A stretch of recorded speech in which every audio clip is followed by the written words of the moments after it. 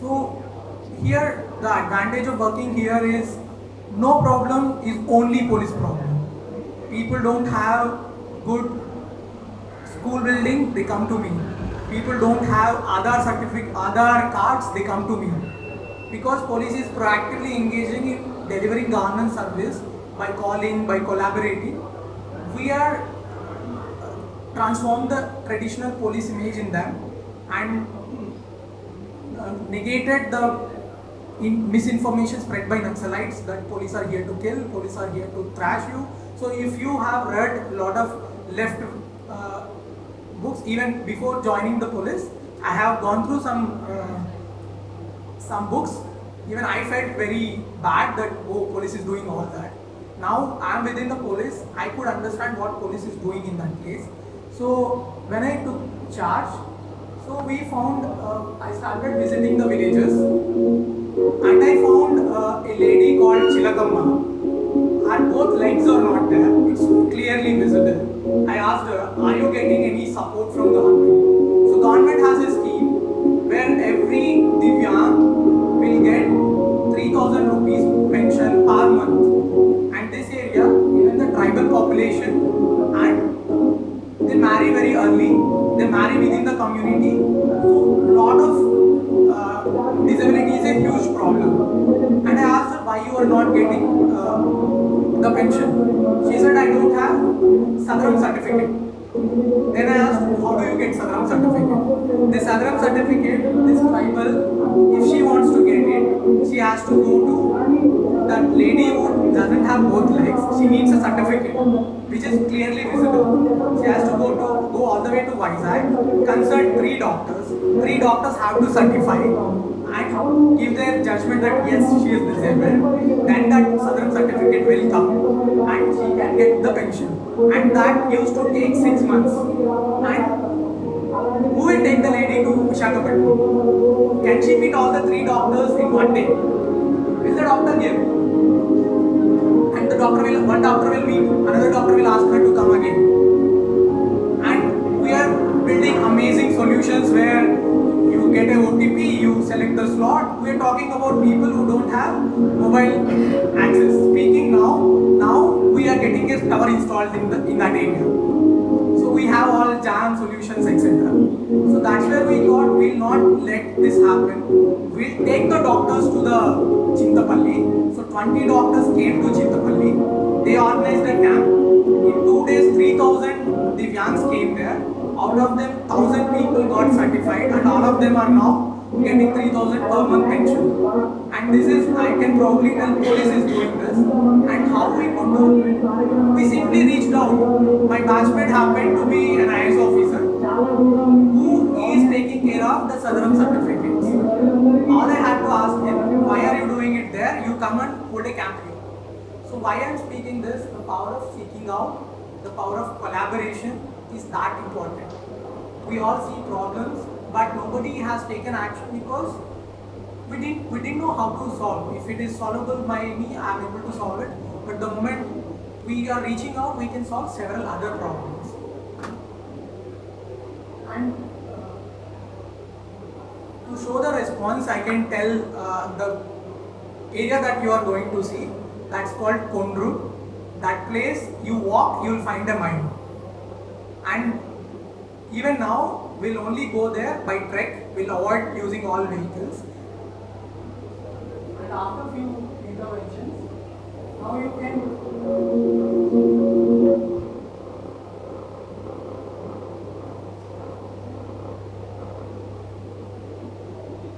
this is the response of them.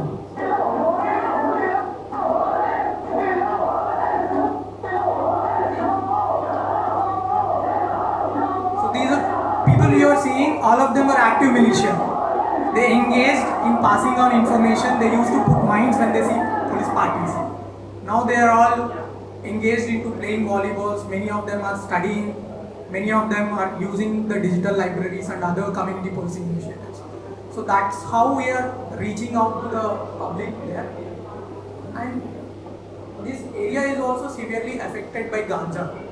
Here you can see if you somebody catch hold of 2 kg, 3 kg, a very senior officer will come and put up a press meet. There we catch 2000 kilos, 3000 kilos.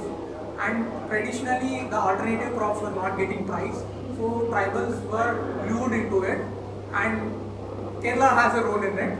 So that crop was introduced to Chintapalli area from Kerala.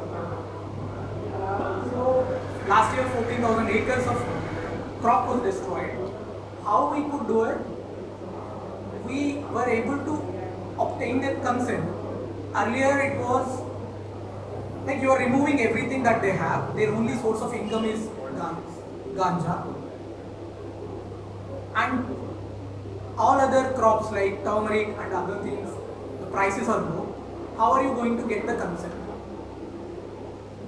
And how are you going to stop them going back to Naxalism or resisting us while we go for destruction of the crop? It was done through series of events, through counselings. We have listed down the data of all the tribals who are in the central jail. We have shown them no trader, no dealer from Kerala, Mumbai, no one is in the jail.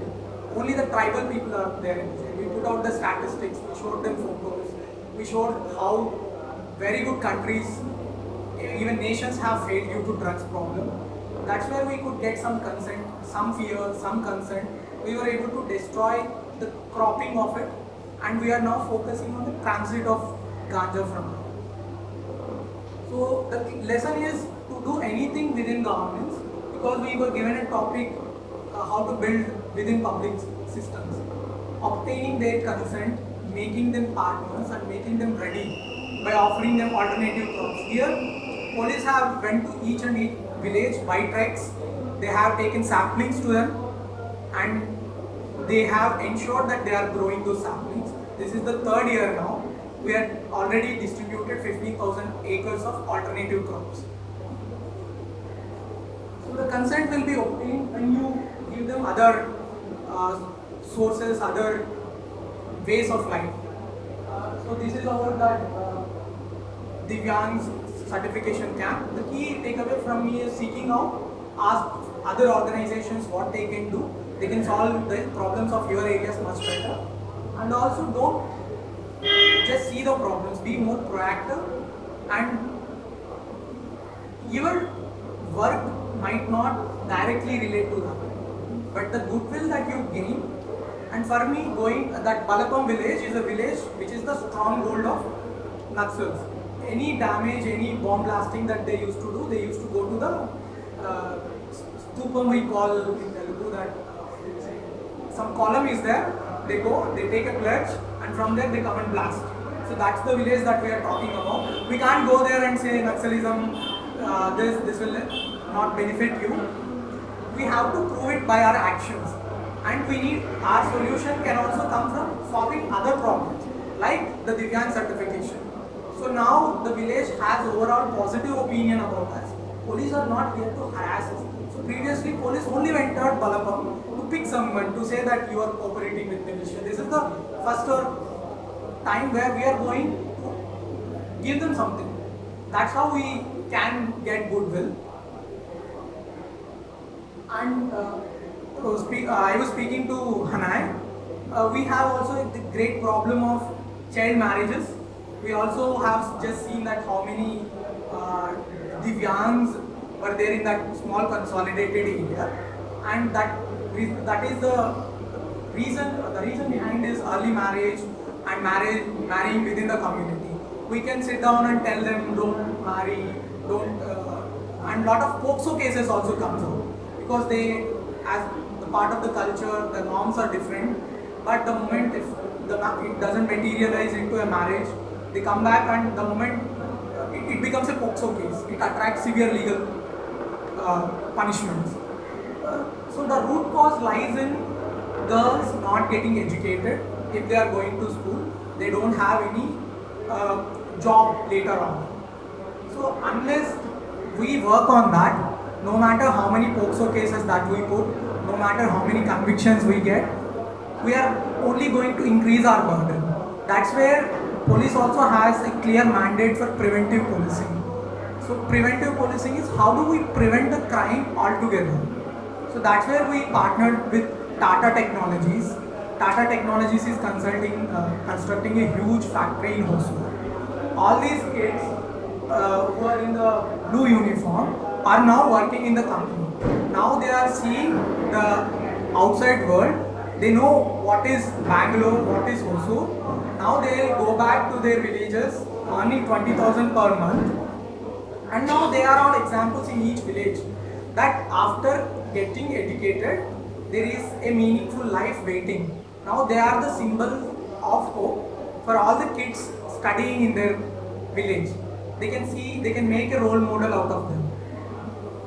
And the above kids are doing nursing education, and now they are all working in prominent hospitals. So what we are doing is we thought about how do we institutionalize it. We can't just make one partnership and let it go. So we started something named Setu. Setu is about how you can empower the society in your own realm. Like you need not be some police officer, you need not be someone. Like I reached out to Saurabh and Agami is now helping me build the bot. And similarly everyone, and now I posted around LinkedIn, so many volunteers are ready to volunteer to build the app. There are several people who want to do good work. They are in academic institutions, they are in non-profit organizations. There are several social entrepreneurs who want to solve the problems which are very, very impactful. But I'll tell where the problem lies. So I studied in IIT Kharagpur. I had to pick a BTech dissertation. So what are my options there? The most, even in some premier institutes, the most common way is what my senior has done, what my professor will suggest, and I'll go in that path. I'm far away from the actual ground problems. There is nobody who is telling me what problems I should focus on. That's why you see, as a country, India, we produce a lot of CEOs who are working, and that's because a lot of social awareness, or we are not, our technical institutes are not very well incorporated political science, sociology, all these parameters in all these sciences into the education, so that we not only are equipped with the skills to solve a problem, but we can also decide on which problem to solve.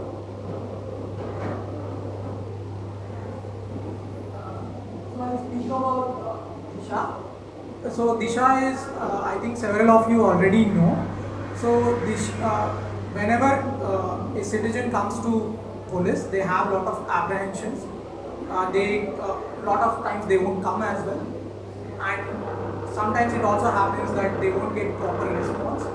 There could be value judgments, and it also is because our staff are not very well trained. They don't know what to say, how to say. That's where this interface can come up. They can at their home can interact with the bot and seek out their queries, and also get it answered in a language which they can understand. So I think the link for the Telegram bot would have been there. I hope you all could have tested it. And this is how it generally works.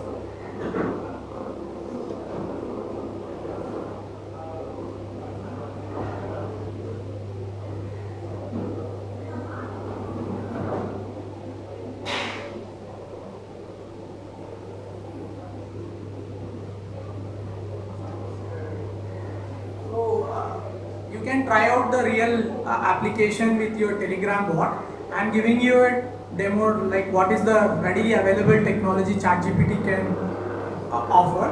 So we have given it custom instructions. I hope you can read the text. So just the interface is different. You can achieve the same thing in Telegram bot in much better manner. So you can, I can show this. The user will say hi. So the bot will introduce itself, and in this case we just took an example of a girl who is of 12 years age. She is facing harassment. Somebody is sending her morphed pictures and blackmailing her. The bot will first start interacting with the girl, how brave for her it is to reach out for solution, and she is courageous enough to talk about what she is facing. Lot of time people don't, the victims don't cross that level, they silently suffer. And when you actually talk to your near and dear, given Indian social context, I am sure with my experience and the members I have spoken to, 90% of women somewhere other in their life have faced harassment.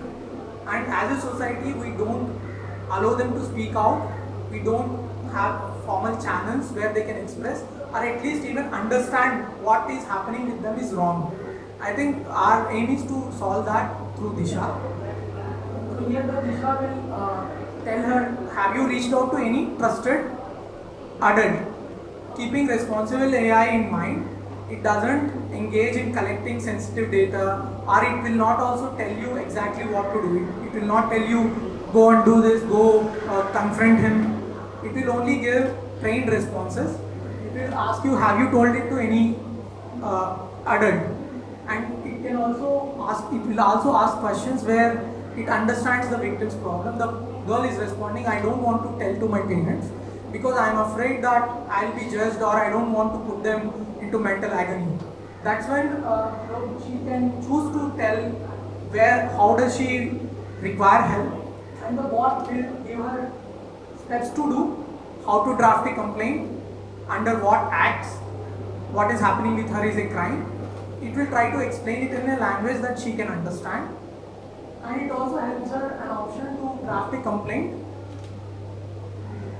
to reach out to police or counseling centers through a trusted adult. Mind you, she will not be able to do it all alone, and once she tells that I am belong to this and this place, she will get the exact responses, where to go complain, where to, which phone number to seek out for. This is how the bot starts. You have to start, and then Nisha will give you options in English, Telugu, Kannada, and Hindi. No need for users to type or have the prowess of reading. They can simply record a voice message and get the voice back, and it will give the response in their own language and in voice. And it can also allow the curated help, exact phone numbers of the child care officer in their area, exact police officer's number there, rather than asking them to Google search. It is simplifying their user experience. So one is the public side, and lot of achieving justice, police have a very crucial role. If I don't register FIR correctly, if I don't investigate a crime correctly, courts can't help much. Lot of times I have seen judges also expressing that I wish this investigation was done properly. I wish 65B certificate was there. They know that he is the culprit, but due to the procedural lapses or not giving one crucial piece of evidence, they had to acquit them. So that's where Disha for police helps us.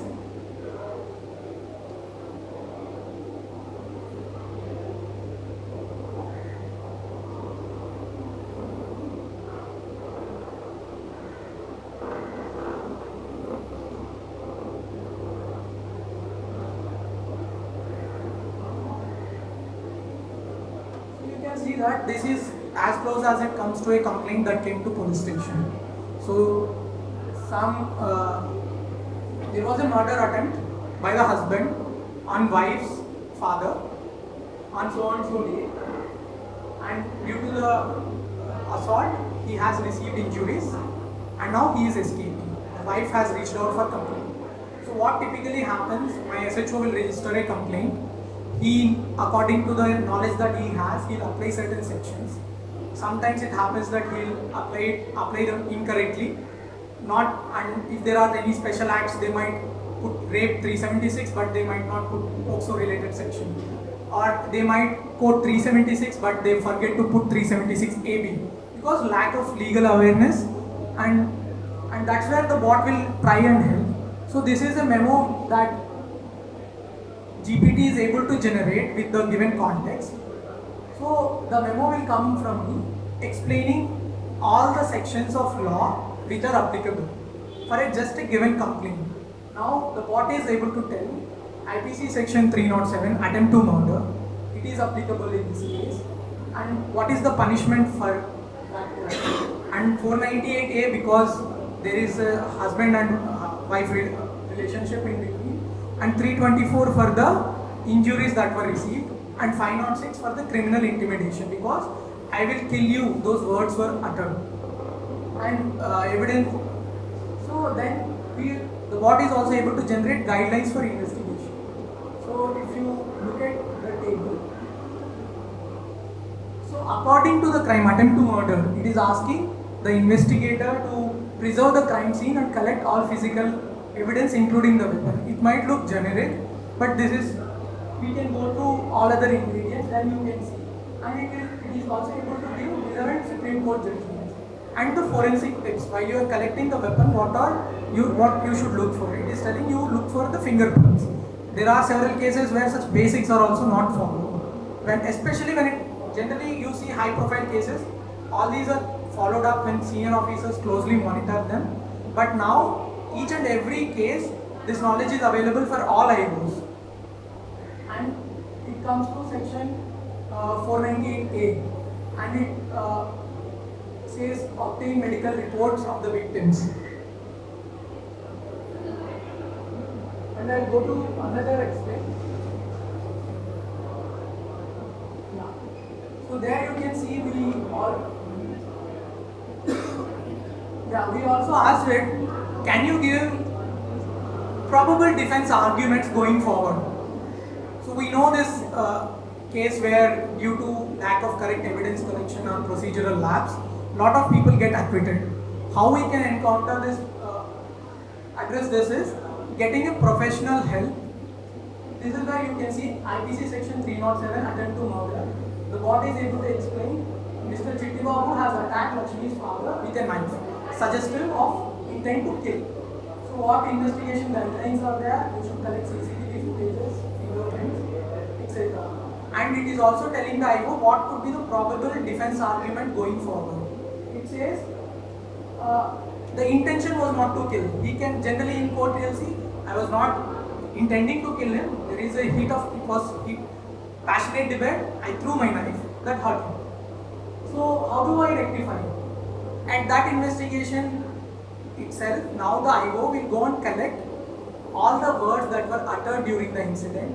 Were there any previous assaults? And that testimony of the witnesses will be recorded. If that was not recorded, they can get away during the trial. And it comes to proving 498A. How are you going to prove? It will record all the previous incidents of assault. It will record, it will be suggesting collect any call records, collect any messages to prove the assault, and section 320. So here, I am also very surprised. The ChatGPT was so creative. Lot of times what we do in 324 and attempt to murder, we recover the knife, but we don't tend to take photographs of the injuries. The moment you put up the injury photographs in front of the judge, he can relate to the extent of injury much better than a simple medical opinion saying yes, the injury is grievous. So the moment you see that cut is too big, so definitely there is an intention to kill. Simply throwing a knife would not have inflicted such amount of injury. So the bot is suggesting take high resolution photographs of such injuries. And it is also telling the defense will also probably say those injuries are infected by himself. So it's a general common tendency to do that. It was even observed in cases like POXO. Because the cases comes to police after a duration of time, you don't tend to get, it's very rare that we can collect evidence like sperm, DNA analysis, etc. Often it depends on the testimony of the victim. That's where, and defense comes up and says, no, the injuries, whatever has happened, she might have fell on a rock. How do you prove it? So that knowledge IO should have much earlier, so that to take care of it before it goes to the trial. So that is how it is just the initial stage of FIR. So how we curate the investigation, how we collect the evidence, how we prepare for the trial, how we prepare the witnesses. So generative AI can aid a lot in upskilling each officer, each stakeholder involved in entire judicial process, and which can help us to serve justice.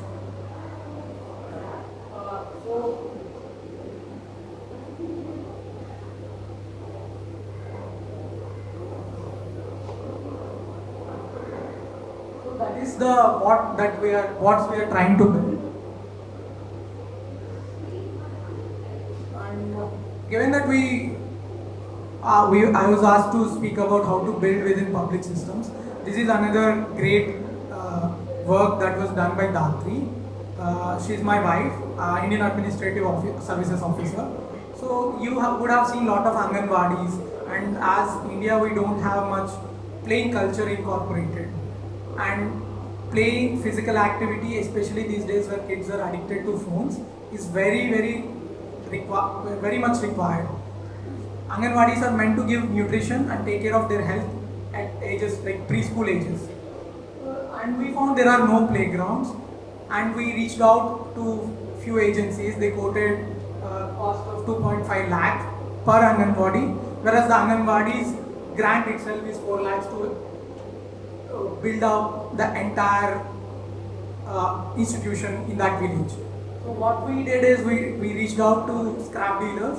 We found recycled tires which can be recycled, waste water pipes which were unused after the projects, and some play elements were created using all these recycled elements. And some NGOs helped us in the design of it. So when you want to build within public systems, when you want to build for public systems, what I am trying to tell is you have to be frugal. Although common man conception is that governments waste a lot of money, but that is not always true.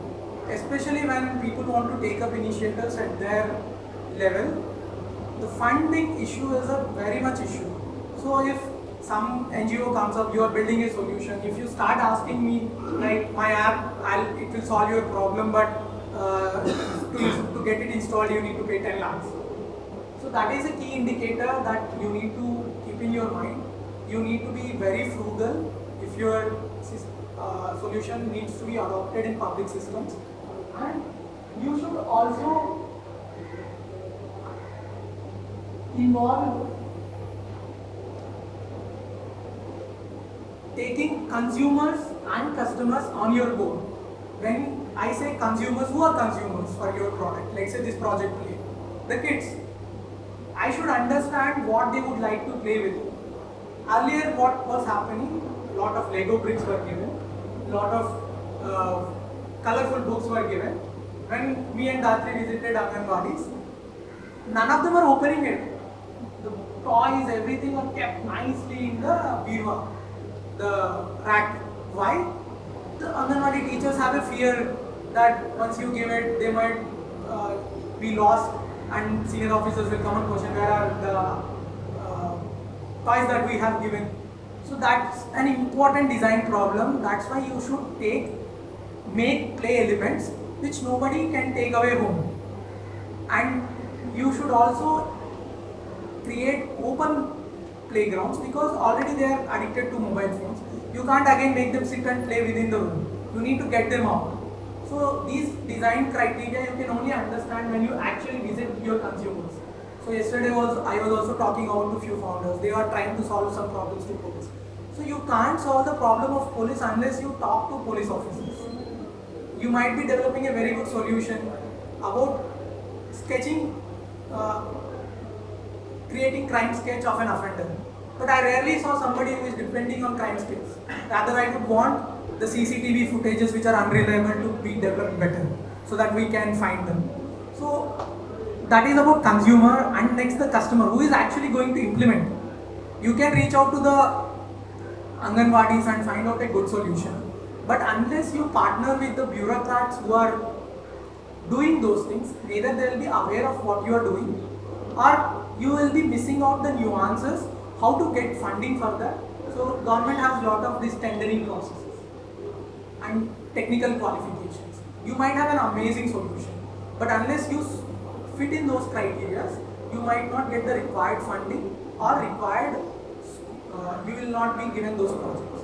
So that's where they also can help. They can help you arriving at the right problem and which problem is more important, prioritizing the problem. They can tell you whether this is really an issue or solution finding the problem or problem finding the solution.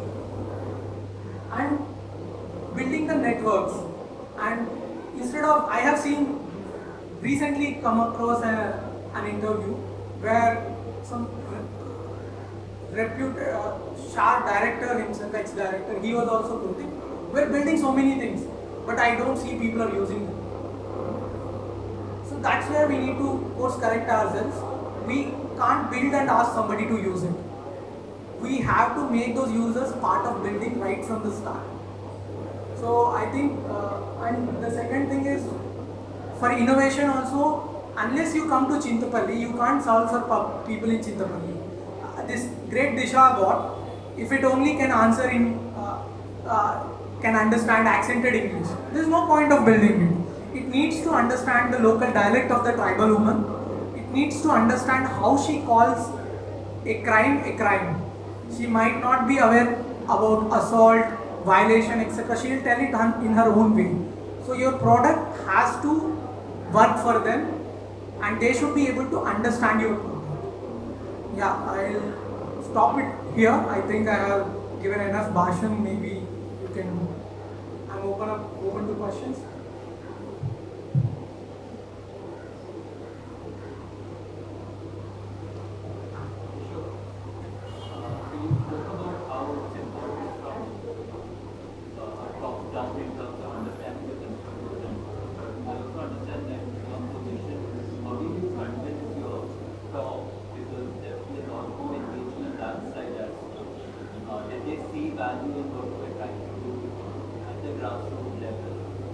Their priorities could have been different, their incentives could have been different. Yeah. So that's where the customer education, the person who is going to pay you, they might not be using it. You can see a lot of government solutions built by senior officers, but not be the ground level people. Actually, like I can design CCTVs, but as long as I design it, I don't design it for the constable who is using, the user penetration might be very low. So to do that, you can reach out to the senior officers in two manners. That's why don't go them with a product. Go to them with a problem and tell that I want to help you in solving this problem. So before building some solution and putting out a lot of resources, engage with them, understand, sit with the constable and see whether it is his problem or not. He might tell you 100 things, why it works, why it doesn't work. That's where you can get the consumer awareness. Especially when you start engaging with senior officers, who doesn't want to get their problem solved? If somebody comes and tell that, Kishore, you are facing this problem, I would like to solve it for you, I'll be more than happy. But your chances of conversion might be low when you say, I have a product that will solve your problem, you pay this much. Maybe the hit rate would not be much.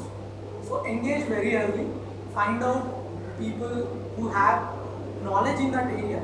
Like somebody, I have a background in AI and data science before, so I can relatively understand the potential of AI. So reach out to those people who have common background, who can understand it easier. So all you need to do is find out one champion who buys your idea and let them use him to navigate the complex challenges. Hearing it from you or hearing it from an insider would be different. And there is also a need for government to create more forums where we learn what is the technology that is coming up, and solution developers also know what are the problems. And one good way is start engaging with them very early. Go to them with a problem and ask help, not with an intention to sell something. That I think will work.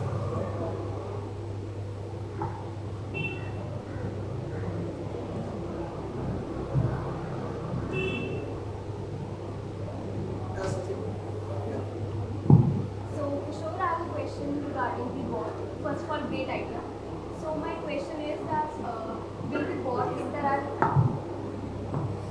will the bot interact in the same way with the woman as it would with a child?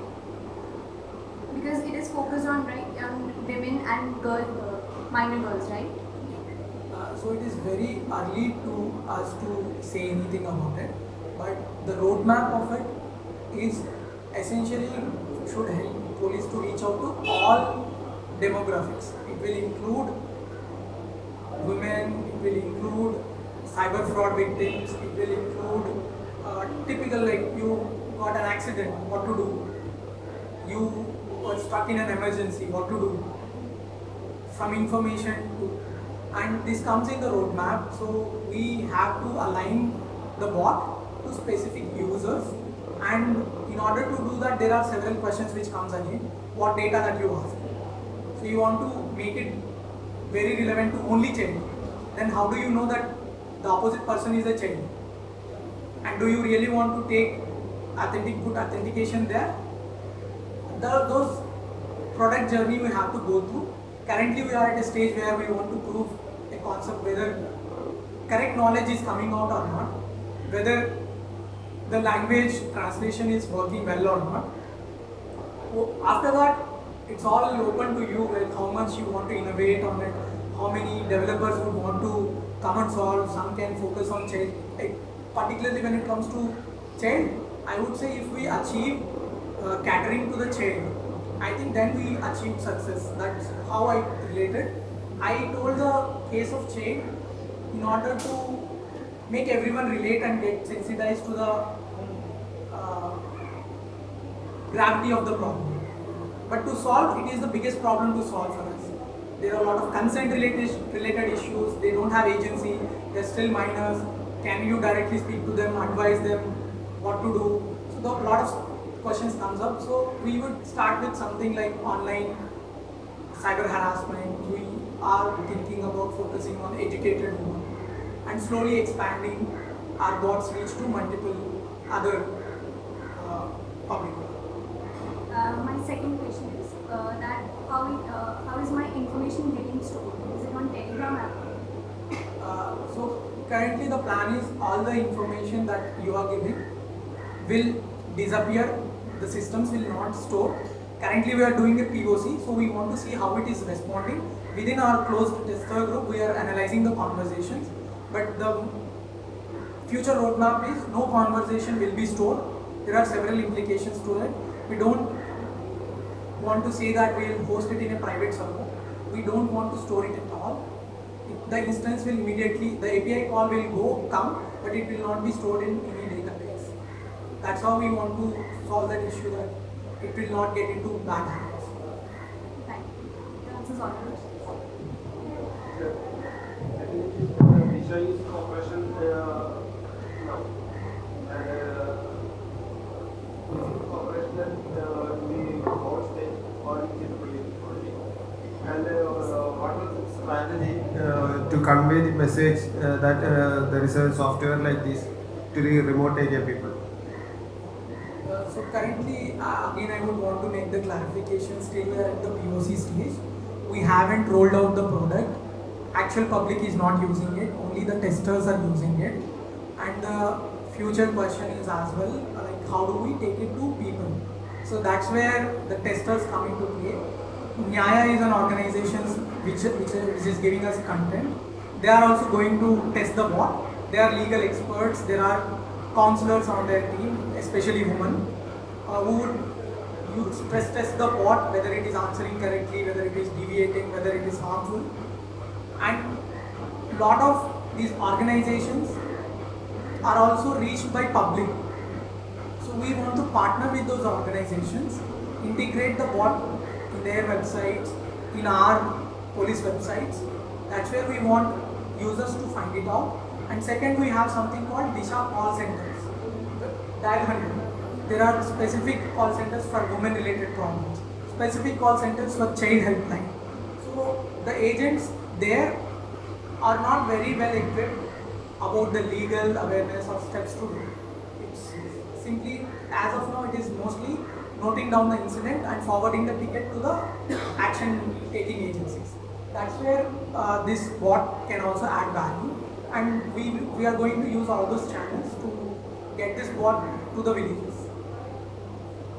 Yeah, that's how we plan to roll it out. Once we reasonably test it out, because police tag is on it, we have to doubly ensure the quality of it before opening it for public. I hope that answers your question. Question. You had shared your experience on how you made a social change in the local community. In this situation, you have majorly used human level connection to bring that social change. Some cases, we need to depend technology for the social change. In some cases, we should depend on social connections or like. For assess in the perspective of social enterprise, how can we rely on what to choose? Choose a technology and go forward to build a social change, or choose the social interaction to build a social change? That's a great question. So first of all, I would say the social change, what you saw is not one person's effort. There's a lot of seniors, teams, and everyone did the work. And second thing, when you choose, you don't choose what to use. Like, you don't start solving a problem by saying, okay, I have AI. Should I use AI to solve the problem? You will not pick the technology and choose the problem. You should first understand the problem very well. For example, I'll give a case. Now, this is a problem where we are facing problem with interaction between police and citizen. They have a huge problem of coming down to police station physically. So we can't force them by sending a police, very empathetic police to their place. So when you understand that constraint, the answer is evident that there needs to be some anonymous interface, because what the user asking there is some anonymous interface. They want privacy. They don't want their neighbors to notice that she went to police station. So that's the thing that we are trying to solve. Let's say there are other cases like de-addiction, like domestic violence. The root cause of domestic violence, largely it is alcoholism. And I want to solve alcoholism. I can't think like, how can I solve alcoholism using AI?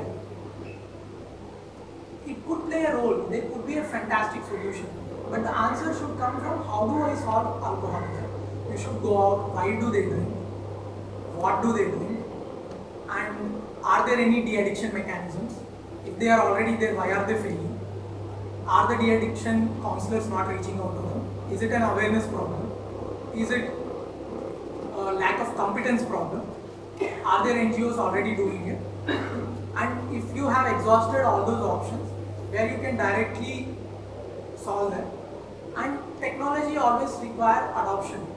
Either your tech should be so great like ChatGPT, everybody can adopt it in an instance, or you should have a hybrid solution where you need to work to a certain degree. It has to be human-based solution, and while working on the human-based solution, you can borrow the tech to improve the human experience. That's why police can never be replaced. No matter, I think one way police job is so secure, like other tasks could be automated, but police tasks, as of now, I don't see AI threatening police jobs. Because still, if somebody has to be arrested, police has to physically go there. And second thing, so even Disha, you can see it is looking at how to empower the policemen who are part of the journey. It's not to replace the police. So think about how tech can add value, so figure out the human interventions possible. Then over the top of it, think how tech can empower those stakeholders to solve the problem better. I think that then you can figure out which degree it is. It should be a technology solution, which degree it should be a human solution. Hi Kishore. Kishore, you're going to these very remote areas, Chintapalli and all. First of all, the language models that you have, they probably aren't so good, right? Because you're talking about local dialects. If that is a serious constraint, should there be an effort to actually start collecting more spoken language from the local areas, from tribal areas especially, and develop a few tribal first language models? Because one of the things I'm seeing is that a lot of the language model creation thing is driven by certain priorities, but on the other hand, community-based efforts, ground up, to create language models in tribal areas, I'm not seeing too much of that. So, how possible is it to think that we could see our first tribal language AI translation model also come up through something like this? Great insight, Sachin. I think that's where we need to include more people. The tech is running at a rapid pace. If we don't onboard voices which are not heard very well, they might skip the bus as well. If we don't include all the tribal dialects, things like this jam will happen. Jam has penetrated 99%. That 1% is left out. That's exactly why Southern certificate issue has come out. You are solving it for 99% people. You forget that 1% who can't access OTP, who can't travel to those three doctors. You would have, like, let's tell that why 3 doctors are necessary. We might look funny, but that would have been been a solution, because several people misused it. They put up fake certificates. I know several people who got into IITs, who got into services by faking their disability. So to arrest that problem, they have put up accountability layer. What accountability in turn did, it caused an exclusion error. It removed some people from access. So that's where the policy design, that's where even innovators who are creating LLMs, who are using LLMs, we need to prepare those basics as well. If you don't prepare those tribal dialect LLMs or speech APIs, they are going to miss out this journey. I don't think there will be any solution to that once the bus is missed. We can't expect that they will again come back and do it, or people will keep developing applications, the policies will keep changing, and actually when it is public decision making, numbers play a huge role. Even now, if you want to choose where to set a PHC, which village to put a road into, numbers play a key role. Unless your village has some 100 people or 500 people, you won't get a road. And apply that to tribal areas. Nobody lives in one area. How do they live? There are 2 families, 3 families. They grow into 10 families. The cultivation around them will not suffice them. 3 families will shift to nearby location. That's why you see small hamlets, 3-4 group of families scattered across the hilly terrain because of the land issue. So we need to understand those contexts and design solutions, and definitely, Sachin, I think it's high time somebody should clearly focus on people who are being left out and specifically design those basic solutions. Like Jugalbandi is an amazing solution where people can quickly prototype. Yeah, those dialects also should come up, and certification should come up maybe.